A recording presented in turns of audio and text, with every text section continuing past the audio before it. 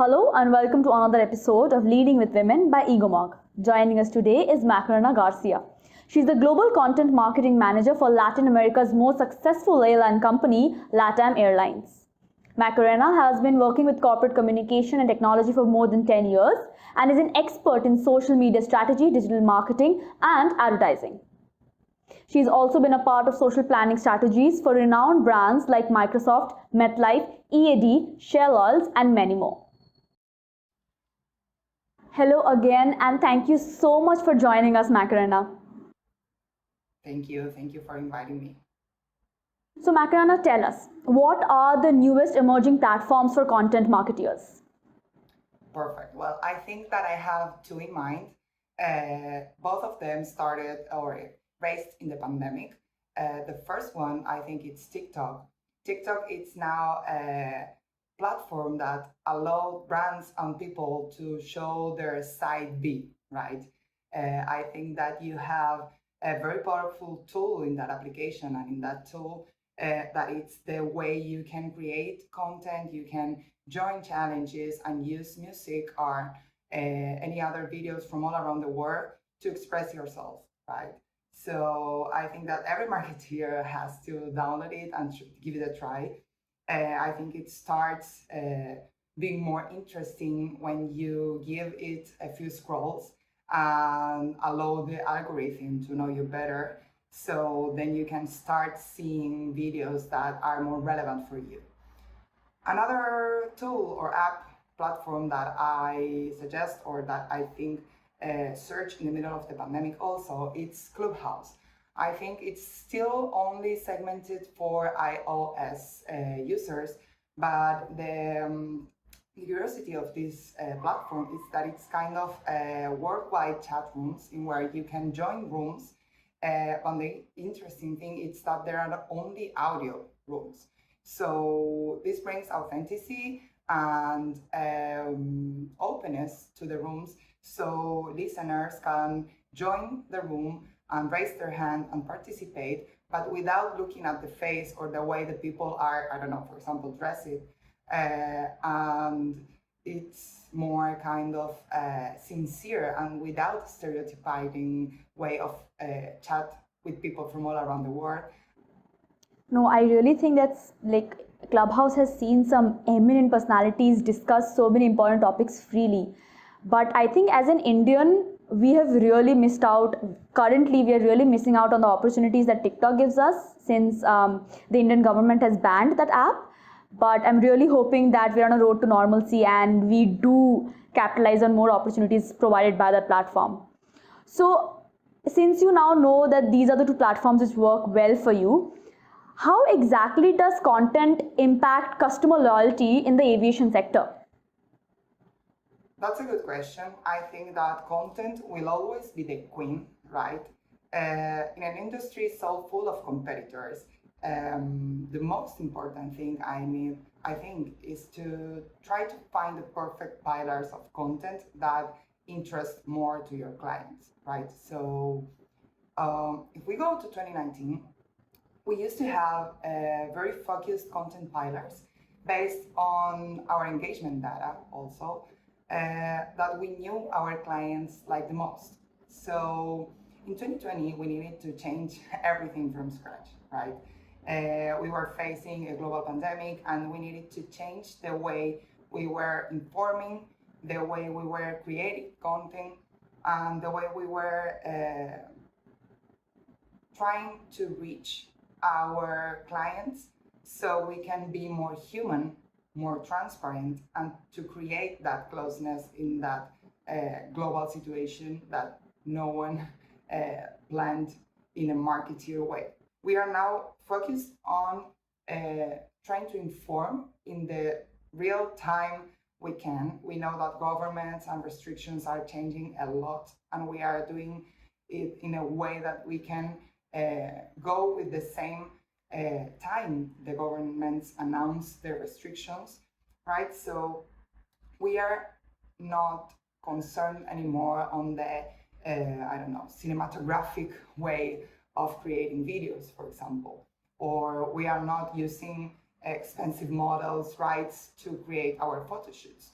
What we have done instead was to try to create an internal casting, for example. So we recruit volunteers from LATAM to be our models.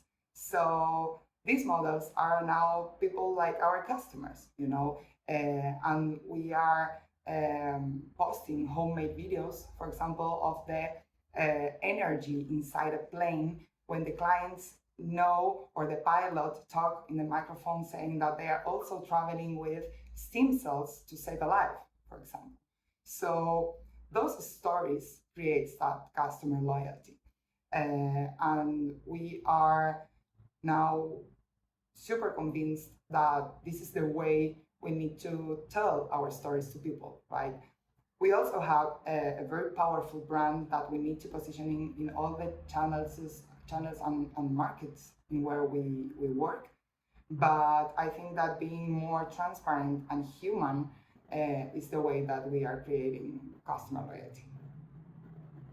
So you're connecting on a human level. You're actually using personal stories to create a bond that lasts beyond the pandemic. Because I cannot even imagine the kind of, as you said, the overhaul which you would have had to do when the pandemic hit, and the aviation sector was one of the hardest hit sectors all over the world. Yes, So yes, because I think every country also were doing their own rules, so it was very difficult at the beginning. but aviation still remains a very commoditized industry. In this, how does marketing impact the sales funnel? Well, I think that marketing can be divided in two ways of doing it.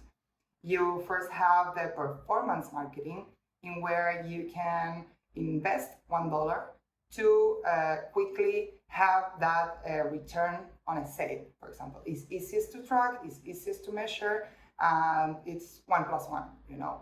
Also, the connection with your clients is kind of a peak when you put the investment, and then it lows, and peak and lows, peak and lows. Then you have the branding way of doing marketing. So the branding way of doing marketing, it's kind of a long-term focused strategy, right? So you can also impact your sales funnel, but with branding, what you're doing is starting storytelling. So you can show or tell your clients things that are beyond price, right? Beyond a promotion, stories that can inspire them so they can know you better, right? And when you know your client, you know if they prefer, I don't know, mountains instead of beaches, you are probably talking them more close than a promotion. A promotion, it's more focused on price, ticket. And when you talk about branding, you are talking about what's going on that journey of buying a ticket. And it starts before even you do that purchase. So marketing impacts the sales funnel in those two ways, in a performance one and then in a branding one. So if you are connected with your storytelling in a branded way, then it's easier to do, I don't know, for example, a brand formats campaign, in where you start talking about your story, the experience, and what the client's going to face when they travel with you. And then you can go with a special gift or a promotion to finish the purchase in the lowest part of the sales funnel. So what you've spoken about is essentially a marketing strategy that is kind of, it can be applied across industries, but LATAM Airlines is arguably the most successful airlines for Latin America. So how are you using branding, and how are you differentiating your brand from others? Well, I think that the aviation sector, in where everyone tries to sell you a ticket for the best price or the best destination, you need to differentiate yourself with that storytelling that I told before. You need to better understand your clients. You need to have all their information in the same place, so you can have the right insights of them to create content that is relevant. I think that the relevance of the content is more important than a price. So if I am talking about, I don't know, fly to Ecuador with only applies, it's easiest to come another airline and do the same. And if it's cheaper than mine, clients are going to go to the other airline. But if I have a story with the client, if I am engaging them, if I am talking to them in a more personalized way, in a way they feel that I am understanding their needs and that I am knowing them better, the emotional bond is stronger and it's more difficult to cut and to become a competitor with a special price took that client for me. So what we are trying to do is to create those experiences through content, right? Through the way that we can inspire our clients from their homes now, but trying to give the destinations or the experience they would live in those destinations in every piece of content that we are creating. I think that's the way, for example, that we are planning and creating our contents from that. So, moving beyond your current role, you have previously, right now you're in a corporate environment, but previously you've worked with agencies also. What is the main difference you would say you experienced between these two very diverse working environments? Well, that's a challenging question. I faced several emotional states of mind when I changed from the agency's world to a corporate world.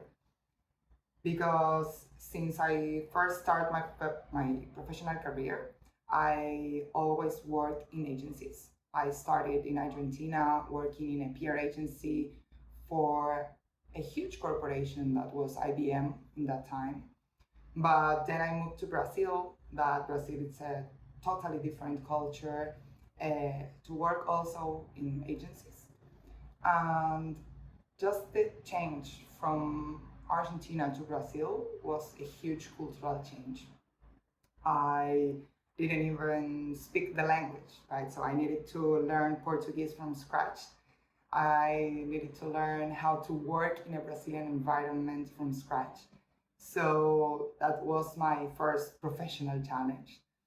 After 8 years living in Brazil, I received this proposal to move to Chile to change from a huge startup in the time to an, an airline corporation, right? So it was in a country that I never see myself working in, that was Chile, and in an industry that I loved to travel in, but I never worked in, right? So now, after almost 2 years of working in a corporation like LATAM, I can say that I love the way the things work in an airline industry.